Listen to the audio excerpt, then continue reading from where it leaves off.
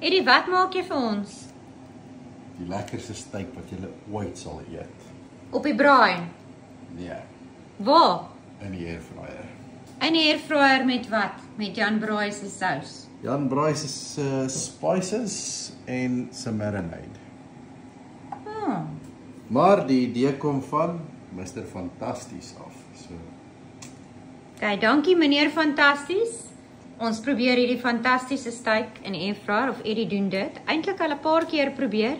ons het nou nie meneer Fantastiese spices nie, so dis hoekom ons maar Jan Braai se spices gebruik, want ons het dit gekry in die UK, so. Ok, so kom ons kyk. Skimp. Kom ons kyk hoe kom hierdie steak uit. So die steak is nou klaar. Wat sal bo-op? Dis nou 'n slice chili kaas. Yum. As jy nie kan braai nie, dan maak jy hom in die airfryer. Yummy.